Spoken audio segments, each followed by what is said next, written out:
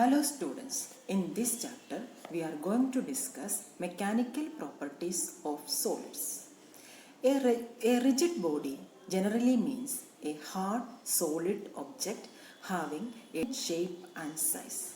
But in reality, bodies can be stretched, compressed and bent. In this chapter, we will discuss what happened to the shape, size of the rigid object when we apply force on it. We will discuss the elastic property of the material mainly in this chapter. Here you can see that a mass is attached one end of the spring. When you displace the mass towards right, the spring undergoes extension. Then when you displace the mass towards left, then the spring undergoes compression. So whatever the force you are applying on the spring externally to deform, that is deforming force. So the deforming force deforms the spring. Now when you remove the deforming force, the spring comes to its original state. The force responsible to bring the spring to its original state, that is restoring force. In equilibrium, the restoring force and the deforming force become equal. Here the spring compresses when we push one of its ends. When you remove the force, it regains its original size and shape. This property of the spring to regain its original configuration is called elasticity. In the previous activity, we have seen that when we press the spring undergoes compression, and when we remove the deforming force, the spring reaches its original state. So this is elasticity. What is elasticity? Elasticity is the property of the material body to regain its original configuration after the removal of the deforming force, that is called elasticity. Quartz fiber is the nearest approach to perfectly elastic body. When you try to bend a wooden scale, it breaks.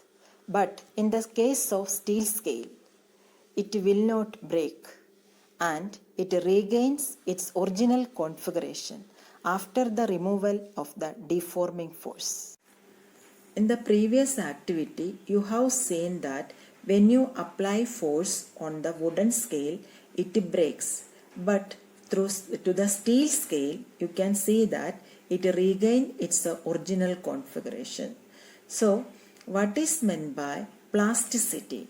The property of the material body by virtue of which it does not regain its original configuration when the external force acting on it is removed is called plasticity.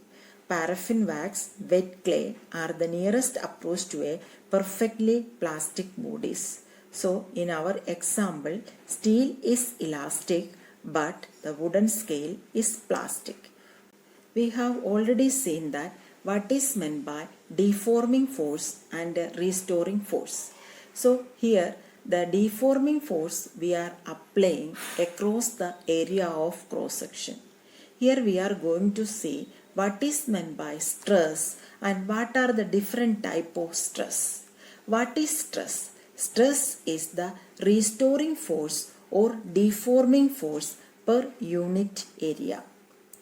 There are mainly three different types of stress is there. Bulk stress, that is volume stress, that is force per unit area perpendicular to the surface of the body. Then normal stress, the restoring force per unit area perpendicular to the surface of the body. Here these two are perpendicular to the surface. One is applicable to solid and other one is applicable to fluids.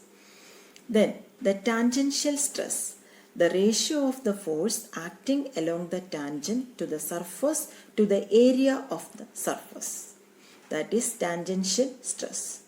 Then Normal stress are of two types, that is tensile stress and the compressive stress. We will discuss this all in detail. Normal stress, the restoring force per unit area perpendicular to the surface of the body.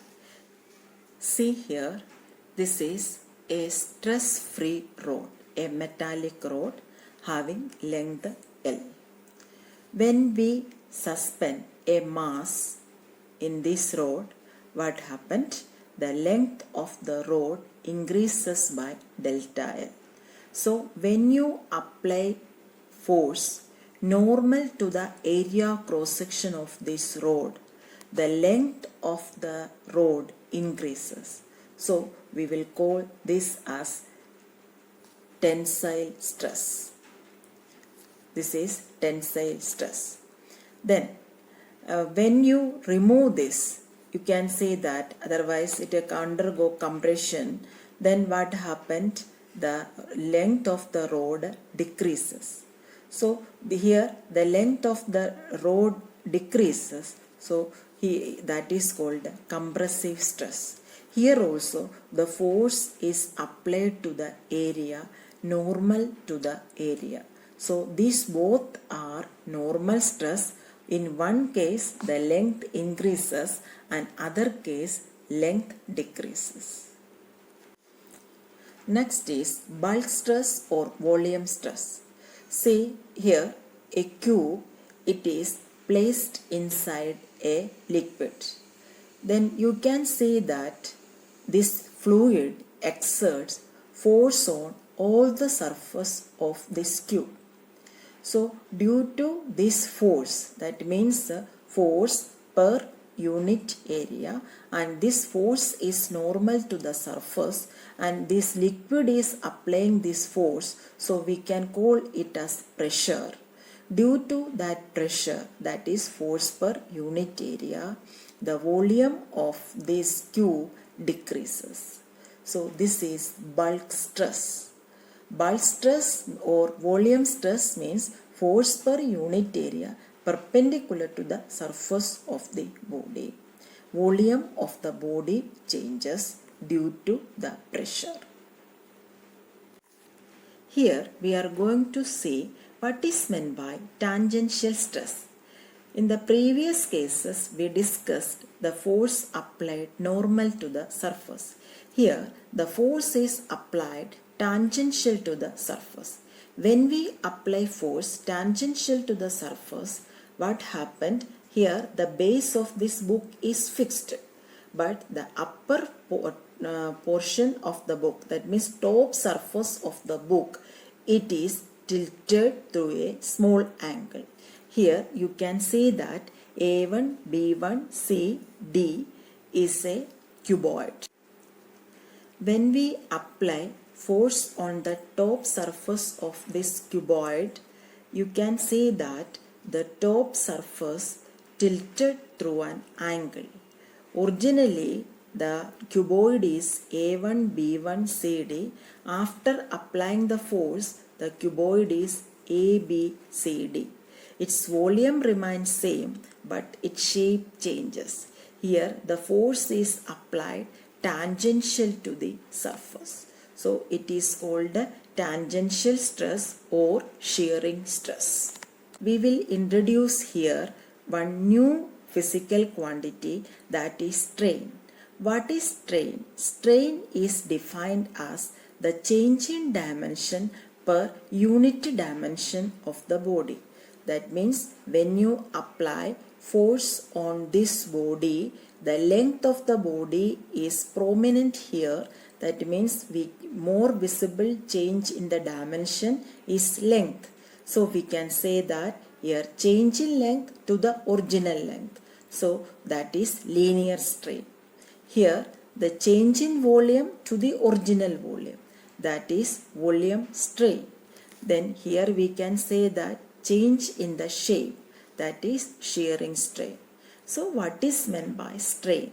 Strain is the ratio of change in dimension to the original dimension.